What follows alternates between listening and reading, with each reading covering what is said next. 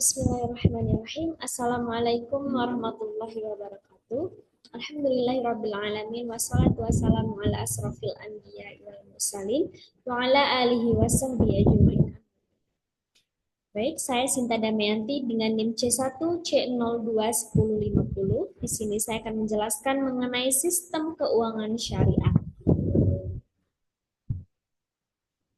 Pokok pembahasan pada presentasi kali ini yaitu mengenai konsep penjaga harta kekayaan, yang kedua akad atau kontrak atau transaksi, yang ketiga transaksi yang dilarang, yang keempat prinsip sistem keuangan syariah, dan yang kelima sistem keuangan syariah. Kita masuk ke materi yang pertama yaitu konsep menjaga harta kekayaan. Yang pertama, anjuran bekerja atau berniaga. Islam menganjurkan manusia untuk bekerja atau berniaga dan menghindari kegiatan meminta-minta dalam mencari harta kekayaan. Lalu yang kedua, konsep kepemilikan. Menurut Islam, kepemilikan harta kekayaan pada manusia terbatas pada kepemilikan kemanfaatannya selama masih hidup di dunia, bukan kepemilikan secara mutlak. Saat ia meninggal, kepemilikan tersebut berakhir dan harus didistribusikan kepada ahli warisnya sesuai dengan ketentuan syariah.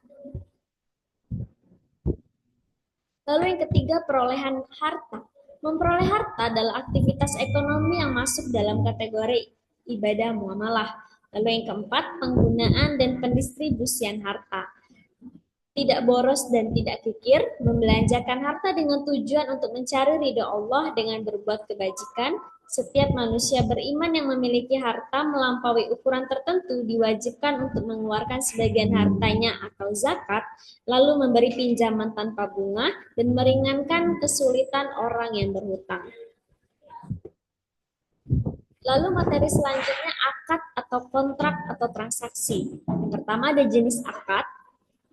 Jenis-jenis akad yaitu ada akad tabaru, adalah perjanjian yang merupakan transaksi yang tidak ditujukan untuk memperoleh laba atau transaksi nirlaba dengan meminjamkan uang, meminjamkan jasa dan memberikan sesuatu. Lalu yang kedua ada akad ijarah, merupakan akad yang ditujukan untuk memperoleh keuntungan. Ada natural certainty contract dan yang kedua adalah natural certainty contract. Lalu yang kedua ada rukun dan syarat akad. Yang pertama ada pelaku, yaitu para pihak yang melakukan akad. Lalu objek akad merupakan sebuah konsekuensi yang harus ada dengan dilakukannya suatu transaksi tertentu. Dan yang terakhir ijab kabul atau serah terima merupakan kesepakatan dari para pelaku dan menunjukkan mereka saling ridho.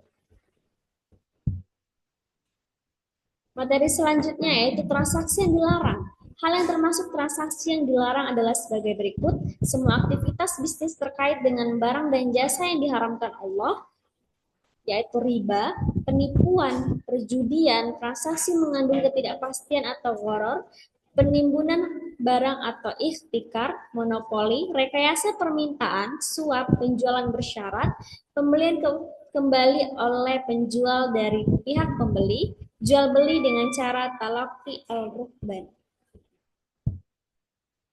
Lalu di sini ada prinsip sistem keuangan syariah. Berdasarkan Al-Quran dan As-Sunnah, prinsip sistem keuangan Islam adalah sebagai berikut. Yang pertama, larangan riba, pembagian risiko, menganggap uang sebagai modal potensial, larangan spekulatif, kontrak atau perjanjian, dan yang terakhir, aktivitas usaha harus sesuai syariah. Materi selanjutnya mengenai instrumen keuangan syariah. Yang pertama, akad investasi yang merupakan jenis akad tijarah dengan bentuk uncertainty contract, yaitu mudharabah, musyarakah, suku atau obligasi syariah, saham syariah. Lalu yang kedua, akad jual beli atau sewa menyewa yang merupakan jenis akad tijarah dengan bentuk certainty contract, yaitu murabah, mudorobah, salam, istisna, ijarah. Lalu yang ketiga, akad lainnya meliputi syarf, wadiyah, qardul hasan, al-wakalah, kafalah, hiwala, dan ra. Baik, itu saja yang dapat saya sampaikan dalam presentasi kali ini. Jika ada kekurangan dan kesalahan saya mohon maaf. Saya tutup dengan wabillahi taufiq wal hidayah. Wassalamualaikum warahmatullahi wabarakatuh.